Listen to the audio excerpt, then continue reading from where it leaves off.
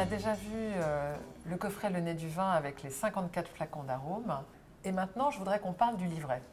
Donc, comment est-ce que je peux faire le lien, grâce au livret, avec les flacons et le vin? Ce livret va nous permettre de rentrer dans la compréhension de cet ouvrage par les cépages, par le sol et aussi par les arômes eux-mêmes en rapport avec les vins. Comment est-ce que le coffret du Nez du Vin va m'apprendre à déguster?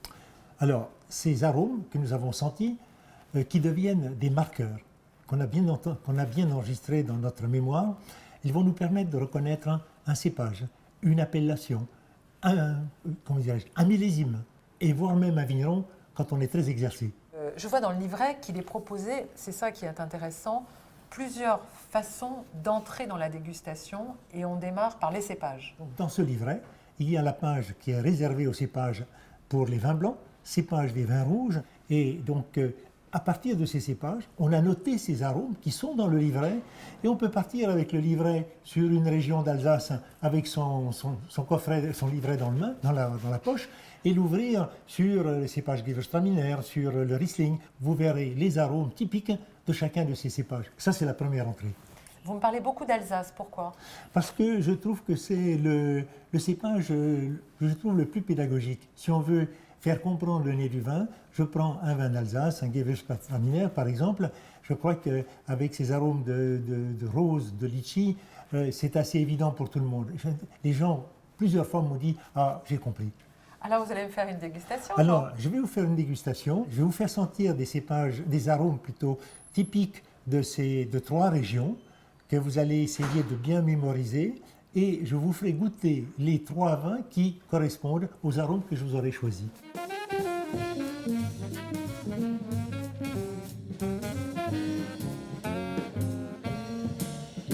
Alors ça, je dirais le pamplemousse. Très bien. Bourgeon de cassis. Bravo. C'est pas le plus simple, hein, celui-ci. C'est pas le plus simple.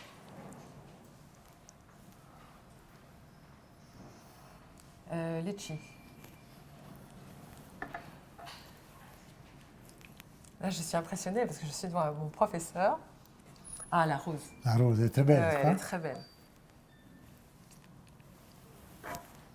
Oh, le beurre. Non, pain Ah grillé. non. Non, pain grillé. Ah oui, pain grillé. Alors là, mauvais élève. Je ne vais pas avoir un 10 sur 10, ça m'embête beaucoup. Et là, le beurre. Bravo. Alors, maintenant, nous allons passer à la dégustation.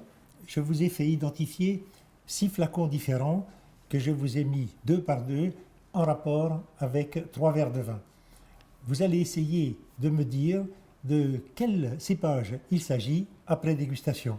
Il y a du chardonnay, il y a du sauvignon et il y a aussi un Gewürztraminer. Je les ai donnés dans le désordre. Maintenant, à vous de les mettre dans le bon ordre. Moi, je retrouve du pamplemousse. Oui. Et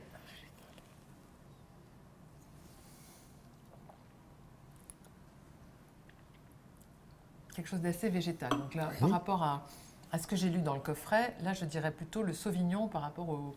Pas du tout le Gewürztraminer, qui ne me semble pas être Bravo. en C'est rapport bien. avec les arômes. C'est juste.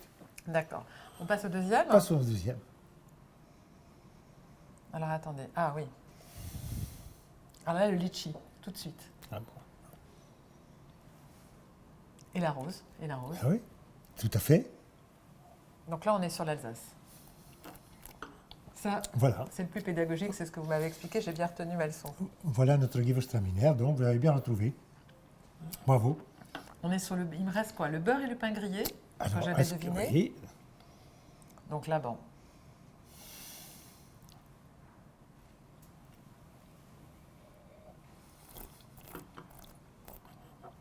Donc là, par défaut, je vais dire le chardonnay, mais... Est-ce que vous retrouvez l'arôme de beurre?